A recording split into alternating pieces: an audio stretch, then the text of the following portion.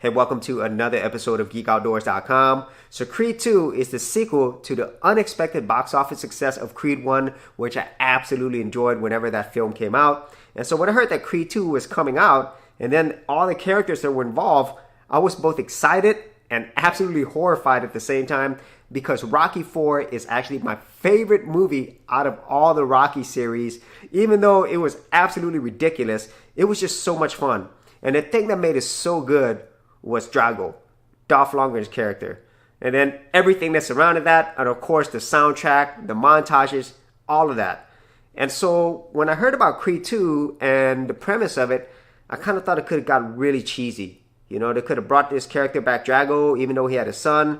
And then you have Adonis and Rocky. And so it could have been an easy rehash of Rocky 4, but in a really bad way. But thankfully, that is not the case with Creed 2. Because Creed 2 did so many things that I was hoping for, and at the same time it also made me grow to love the characters even more, which I didn't think was possible after Creed 1. And so the whole setup of Creed 2 basically takes right after the events of Creed 1, in a sense that we do follow Adonis on his career up to now being the world champion. But then it's also a follow-up to Rocky 4, even though it's 30 years later, because you are reintroduced to Ivan Drago. But you're also introduced to his son, Victor Drago. And then everything that comes with that. And from then on, you could already tell this movie is really built on the characters, because they spend so much time building up these characters. And the movie itself is much slower than you would think. Not only do they take time to really flesh out Ivan Drago, which is something I've always wanted, and also the motivations for him doing what he did, and also for Victor as well. Even though Victor doesn't spend a lot of time with dialogue because he is a new actor, but he's also a professional fighter as well. They really took time to show you the pain, the reasoning, the motivation for them to do what they do, and I thoroughly enjoyed it. Because it wasn't this simple cookie-cutter villain like Drago was in the original movie. This characters actually had different sides. You know, they had layers to them. And the same thing goes for the other characters from Creed 1 and all the other Rocky movies. Sylvester Stallone, of course, is Rocky. He is the embodiment of Rocky. But Michael B. Jordan as Adonis Creed is amazing. You know, he's just a very well-versed actor. He has a lot of depth to him. And pretty much almost everyone in this movie, from Tess playing Bianca, his love interest, his supporter. She fights her own battles as well. Great acting on that side. Felicia Rashad playing Adonis's mother. The trainers from the other movie. A lot of characters that were in the other movies and even from Rocky 4 reappear in this movie. And so everybody has a role to play.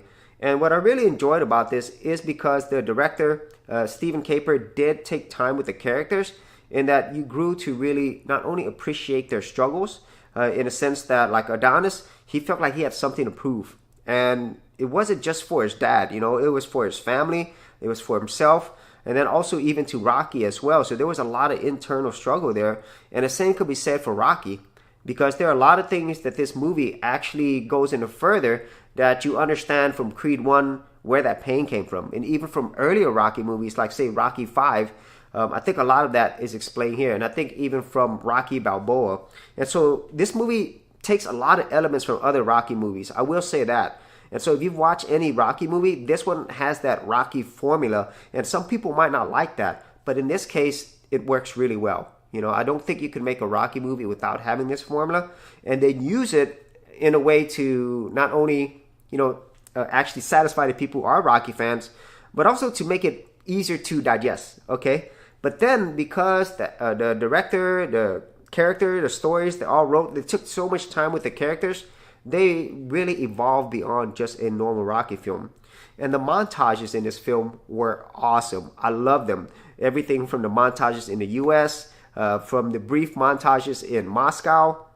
It was just really, really good. The music, it made sense for the times that it had it, especially in the final scene, and you see what I mean. The music's great. The look of it, wow. I really enjoyed the look of this movie because it had a very gritty feel, but at the same time, there was a lot of flashiness as well when you're watching this. And the fight scenes, even though there's not as many as you might expect, they're done so well. It's extremely brutal. It was very realistic. And Stephen Caper, the different angles that he took, it was just so good. And there were so many moments where you just like, you weren't sure who was going to win and who was going to lose. And even when you knew, it didn't matter because it was so brutal. You could feel the punches, the cuts, the bruises, just everything. And the suffering that goes on for these characters. And it's not just Adonis and Victor. It's also Rocky and Ivan Drago. All these things that have been building up. And in a lot of cases, Creed himself, Adonis's father, Apollo Creed, he is in this movie throughout, but in a different way, and then you see how this whole legacy, Creed's legacy, but also Ivan Drago's legacy and Sylvester Stallone, Rocky's legacy, they all play a part in here. And so if I had to sum it up, Creed 2 is about relationships. And it just so happens that boxing's involved with it, but there's just so many layers to this movie. It's so deep, and at the same time, it really answers a lot of the questions that you had or might not had about Rocky. Things about Rocky's son, things about, how Adonis feels about his father. It goes even deeper into that. And the one that I enjoyed the most, honestly, was Ivan Drago and Victor Drago. I was hoping that they would spend more time on that, but I understand why they didn't. But I really grew to love, and Dolph Lundgren's acting on this was awesome. I think this is the best acting role that he's ever had, and I hope to see more of that. And so that's my overall review of Creed 2. I absolutely love this movie. I actually enjoyed it more than Creed 1. And I would say Rocky 4 is still my favorite Rocky film of all time. But I would probably put Creed 2 probably at number 3. I would say Rocky 1, I would put that at number 2. And the other ones, they're kind of somewhere below all those. But this is definitely a movie that I enjoyed. It really was a sequel that I have been waiting for, not only for Rocky 4, but also for Creed. And it just did so many things well for fans and for non-fans alike. And so if you had any thoughts on Creed 2 or Creed 1 or any of the Rocky films, be sure to leave that in the comments area below. And as always, if you did get value out of these videos, be sure to share, like, and subscribe. Thanks for checking out this episode. And as always, if you like these videos, be sure to click on the subscribe button.